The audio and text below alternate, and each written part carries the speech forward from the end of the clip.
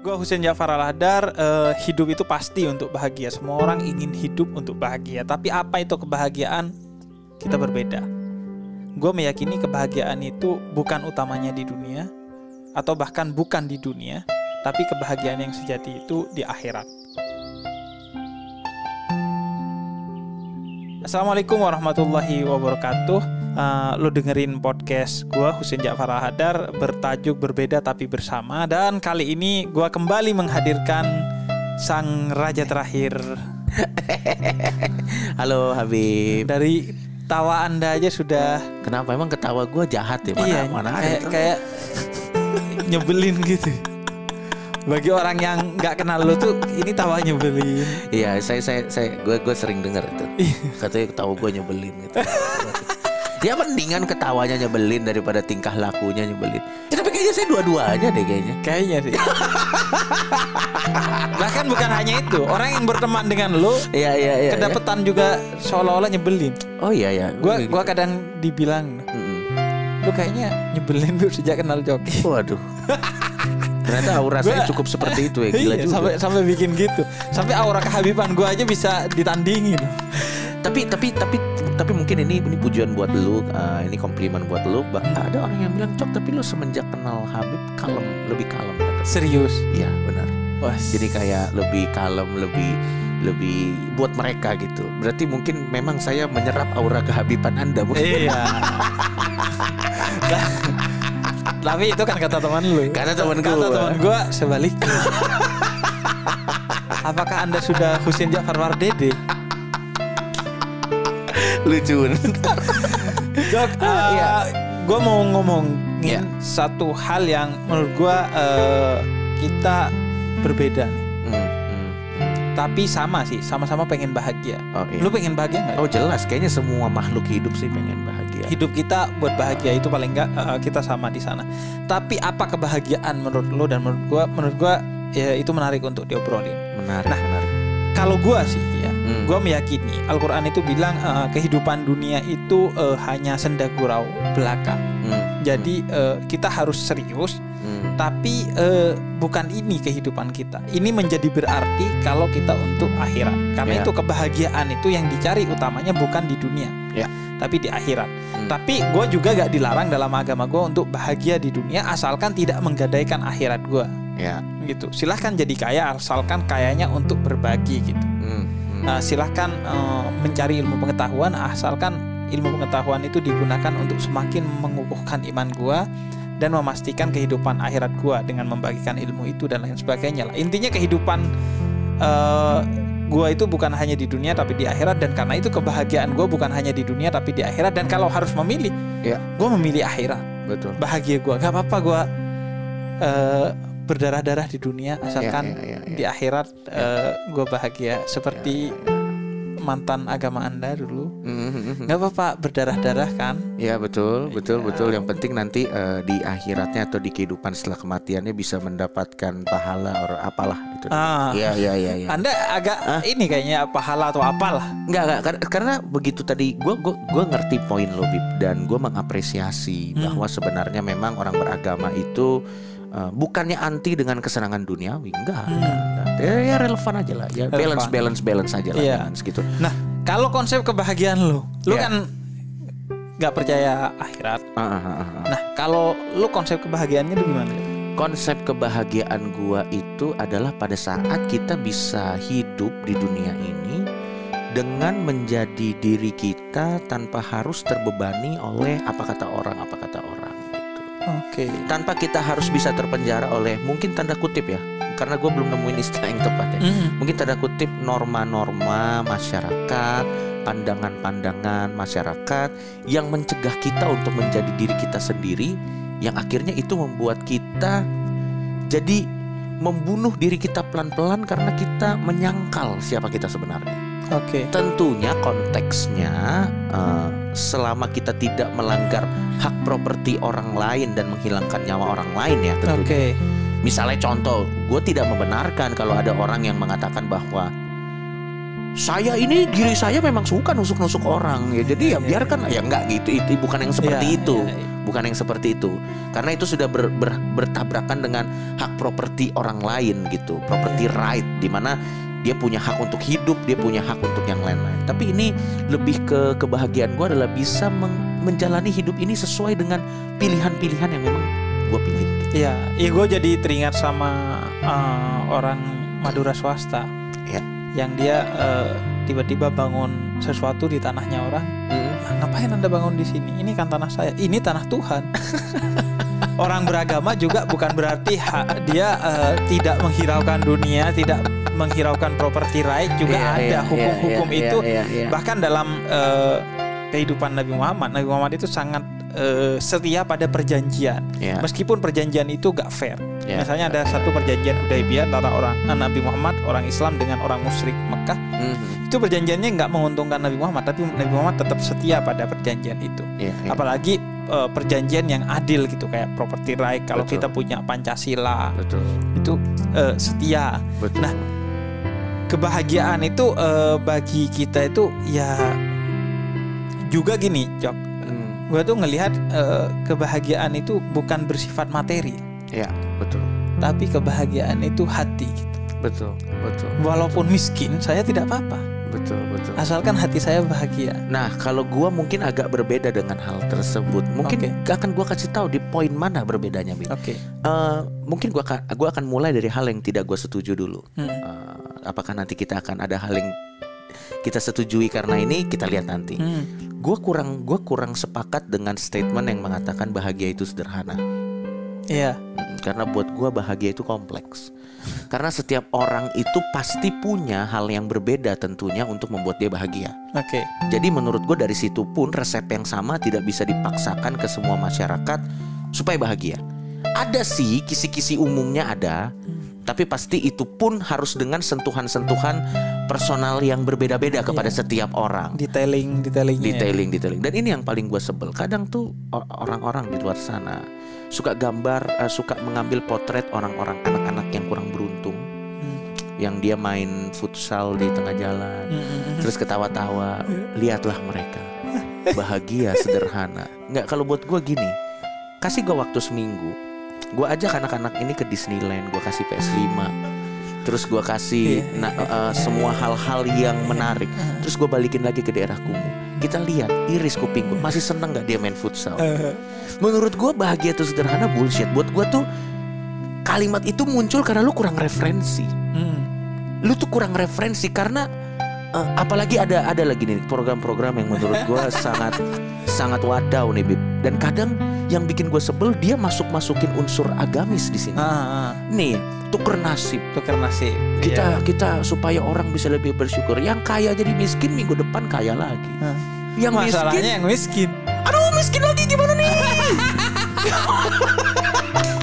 Tapi kalau buat gue memang pencarian kebahagiaan itu tidak semudah kita semata-mata harus berbuat baik kepada semua orang. Karena pun lu juga dalam beberapa kali podcast lo juga sempat menunjukkan bahwa kadang kita sudah berbuat baik kepada orang pun, orang yang kita berbuat baik aja kadang bisa melawan kita kembali. Iya, betul. Gitu. Jadi memang kebahagiaan ini tricky memang. Bahkan kalau lo tanya apa sih kebahagiaan buat lo, Cok, gue pun memang masih dalam proses pencarian. Karena gue rasa pada saat ada orang bilang saya sudah bahagia, sepertinya Anda tidak.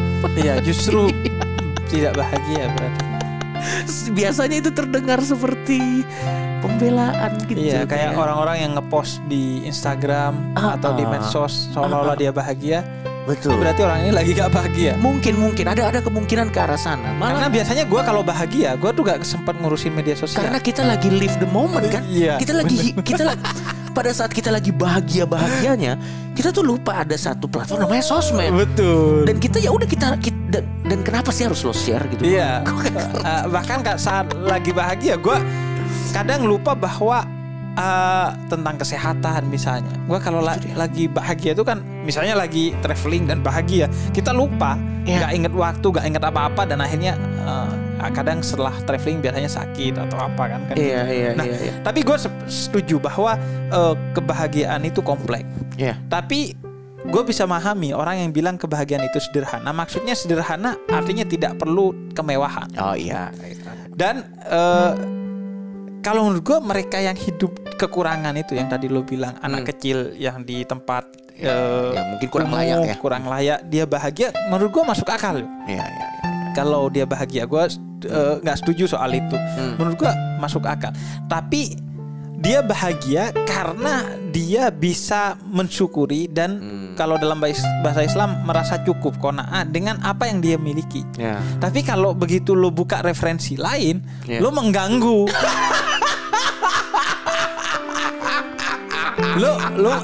Akhirnya lo mengganggu perdamaian dia dengan keadaan itu.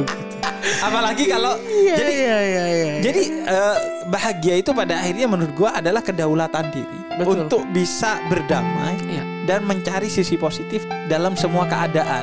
Tapi kalau betul diganggu sama orang-orang tukar nasib itu emang. Dan uang kaget kan. Uang kaget beneran dikasih duit 10 juta, besoknya aduh miskin lagi gitu. Enggak, dan maksud gua gini. Nah, ini kayaknya perbedaan kita, Nah, kita udah mulai ketemu nih. Buat gua merasa cukup, nggak tahu ya, apakah ini gue mewakili orang-orang agnostik atau tidak, ini gue tidak tahu. Tapi merasa cukup, gue punya ketakutan tersendiri terhadap perasaan merasa cukup. Karena berarti entah ya, mungkin ini gue sendiri ya, mungkin gue yang terlalu keras sama diri gue mungkin. Pada saat gue merasa cukup, gue merasa tidak hidup karena tidak ada pencarian lagi gitu loh maksudnya. Misalnya contoh, gue bersyukur. Tapi kalau bersyukur dalam konteks misalnya pada saat gue dapat makan enak, gue makan terus, ya bersyukurlah gue bisa makan enak. Ya itu gue lakukan gitu dengan menikmati makanan enaknya. Mungkin kalau lo berdoa ya, berterima kasih. Kalau saya berdoa keburu dingin. Jadi saya langsung makan, saya nikmatin makanan itu dengan sewajarnya lah gitu. Kebetulan tapi kalau agama saya doanya nggak panjang, bismillah doa. Yang panjang biasanya ada server lain. Ada. Nah, tapi maksud gue tuh mungkin di situ kita punya sedikit perbedaan bahwa memang ada ketakutan jangan-jangan pada saat gue merasa bersyukur, gue sudah alam bawah sadar gue sampai taraf tertentu sudah menutup potensi-potensi lain yang sebenarnya gue bisa berkembang gitu. Nah, itu ketakutan gue aja. Nah, itu sekaligus perbedaannya. Setiap orang kan digerakkan oleh pola pikirnya. Kalau gue dididik dengan pola pikir dari agama, lain syakartum la azidannakum. Kalau lo bersyukur justru akan ditambah sama Tuhan. Nah, makanya gue lebih bisa survive ketika gue bersyukur karena paradigmanya justru syukur itu yang bisa bikin gue nambah. Sekaligus juga karena ada pemahaman bahwa kehidupan bukan hanya di dunia, tapi di akhirat. Jadi ketika gue ngerasa cukup, itu menurut gue investasi untuk akhirat gue. Karena gue diperintahkan untuk qanaah tadi. Betul. Merasa cukup. Betul. Jadi yang kalau merasa cukup lo akhirnya nggak berkembang, nggak. Karena menurut gue perkembangan itu bukan hanya untuk hal-hal duniawi. Justru perasaan cukup itu adalah perkembangan. Betul. Untuk akhirat gue gitu. Tapi kalau misalnya ditanya apakah kalau dengan pola pikir seperti itu berarti gue adalah orang yang hidupnya tanda kutip selalu dirongrong dengan rasa takut atau tidak? Enggak, malah nah itu beda pola pikirnya tuh, menarik tuh Bib. Malah kalau gue pada saat gue selalu men-challenge atau menantang diri gue untuk selalu keluar dari sebuah zona yang sudah gue buat, gue malah merasa nyaman di situ. Gitu, karena kehidupan gue tuh pada saat gue selalu melaju ke depan, itu tandanya gue masih hidup tuh. Karena kan mayat itu diem. Betul. Tapi pada saat kadang-kadang lo gak capek Cok? Hidup selalu terus dikejar-kejar. Lah bukannya memang hidup harus mata itu kan taruh depan bukan di belakang. Supaya kita majunya ke depan.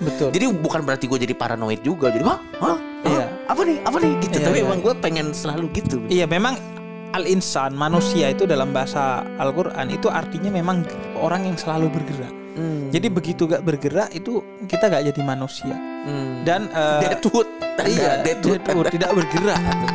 Nah begitu juga di Quran itu rezeki ditanggung oleh Allah. Semua hewan melata pun yang bergerak ditanggung oleh Allah. Tapi kalau gak bergerak memang rezekinya enggak. Gue sepakat bahwa salah satu poin eksistensi kita sebagai manusia adalah gerak. Menarik. Kalau gak gerak, menarik. Itu berarti kita sepakat di situ. Sepakat. Itu juga yang membedakan antara kita dan benda mati. Betul. Soal gerak. Jadi buat Anda yang pengangguran, yang mungkin menghabiskan waktu tidur di tempat tidur, tidak melakukan, Anda mungkin agak sedih. Bedanya Anda bernafas, benda mati tidak. Iya, betul. Dan juga gini, gue ada teori evolusi juga dalam Islam tuh. Baik. Menarik nih. Jalaluddin Rumi itu seorang sufi punya teori evolusi. Rumi ya. Iya, semakin sempurna orang semakin banyak geraknya. Tumbuhan itu bergerak, tapi gerakannya kan sedikit, bahkan sampai nggak kelihatan sama kita. Betul. Hewan juga bergerak, manusia itu bergerak juga. Bedanya hewan dan manusia adalah sama-sama bergerak, tapi kalau manusia bergeraknya jauh yang lebih efektif. Betul. Ketika dia bergerak, gak asal bergerak. Betul. Dia sudah memperhitungkan secara rasional, bahkan secara spiritual pergerakannya ini efektif enggak bagi dunianya dan bagi akhiratnya. Kalau binatang mungkin memperhitungkan melalui insting dia, tapi hanya untuk memangsa untuk kehidupan dunia sajalah. Tapi kalau manusia lebih dari itu. Nah, jadi memang yang membedakan itu geraknya. Tapi mungkin gak Bib, ada semacam tanda kutip keirian dari dua belah pihak. Contoh begini, mungkin ini bisa terjadi, dan ini yang akan menunjukkan bahwa sebenarnya kita bisa, eksistensinya bisa berjalan bareng. Mungkin gini, mungkin orang-orang dengan pola pikir gua melihat teman-teman yang bersyukur, bukan berarti dia menutup bergerakan ya. Orang bersyukur enak ya, mereka bisa puas hanya dengan bersyukur gitu. Dan mungkin sebaliknya juga, orang-orang yang mungkin beragama melihat, kok mereka selalu bergerak, enak ya selalu bergerak ya gitu. Jadi sebenarnya kadang kita suka tanda kutip iri dengan apa yang kita punya masing-masing. Tapi sebenarnya ya nggak ada, kita punya kekurangan dan kelebihannya masing-masing. Makanya gue bilang tadi bahwa dalam Islam ya sebenarnya di tengah sih. Kita harus juga memburu kebahagiaan kita di dunia. Tapi kalau nggak bisa dan nggak dapet, lu jangan kecewa gitu, karena kehidupan abadinya di akhirat, kehidupan sejatinya di akhirat. Betul. Cuman gue yang pengen tahu juga, gimana? Lu kan ketawa-ketawa aja. Lu kayak orang bahagia minimal di mata gue gitu. Tapi lu kan diserang sana sini. Kehidupan lu juga sangat tidak ideal di Indonesia. Mungkin kehidupan lu ideal di Belanda atau di Islandia yang dimana orang tidak beragama itu dihargai atau dijamin hak-haknya. Lu hidup di sini dengan serangan netizen dan begitu, kok bisa tetap bahagia? Ya itu, ini pertanyaan. Maksudnya gue gak bisa membayangkan, gue kalau di posisi lu bahagia tuh gak bisa ribet. Betul. Dan ini pertanyaan yang sangat dalam. Ya sebenarnya itulah pertanyaan lo tadi. Itu sebenarnya adalah sebuah jawaban buat orang-orang yang mengklaim gue melakukan ini supaya terlihat edgy. Bukan. Kalau misalnya gue cuma pengen terlihat edgy, gue pengen terlihat beda, ada cara-cara lain yang lebih aman. Iya, beda yang nggak se-ekstrim ini ya. Iya. Jadi kadang-kadang apalagi di Indonesia, beda politik aja udah beda. Kadang ada orang bilang itu mah dia pengen kelihatan beda aja. Tidak. Ada hal yang lebih daripada sekedar itu, sehingga gue berani mengambil semua resikonya gitu. Ada hal yang lebih dalam, karena gue rasa orang-orang lain yang punya mindset cuman pengen kelihatan beda dan terkenal akan memilih jalan lain yang lebih aman. Betul. Nah kalau gue, karena gue bukan pengen terkenal, jadi jawabannya, karena buat gue segala resiko yang lo berikan tadi, Bib, sebanding dengan kebahagiaan yang gue akan dapat buat diri gue. Apa? Ya kebebasan untuk hidup sesuai dengan apa yang gue inginkan tanpa terkungkung norma masyarakat pada umumnya dan omongan orang. Kalau gue tidak melakukan itu, gue rasa gue akan jadi bom waktu yang meledak sewaktu-waktu, yang akan menyakiti orang-orang di sekitar gue dan diri gue sendiri. Dan gue jadi untuk apa gue hidup kalau begitu? Jadi lo makin banyak orang yang menyampaikan ke lo bahwa gue gak suka nih sama lo, gue gak setuju. Bagi lo ya itu kebahagiaan juga. Bagi gue itu adalah sebuah perlindungan, bahwa akhirnya gini, reputasi gue in a way dari sudut pandang yang lain itu adalah sebuah perlindungan, karena akhirnya itu akan menjadi sebuah jaring yang memisah orang-orang yang akan berteman dengan gue, cuman orang-orang yang mau menerima gue. Sehingga akhirnya yang ada di circle gue tuh jarang sekali fake. Teman-teman fake tuh jarang. Iya, toxic jarang, karena memang dia untuk berteman sama gue harus melewati beberapa lapis. Nih orang ketawanya nyebelin, oke gue terima. Naik ke lapis selanjutnya. Nih orang tatoan, oke gue terima. Naik ke lapis selanjutnya. Nih orang tapi agnostik, oke gue terima. Naik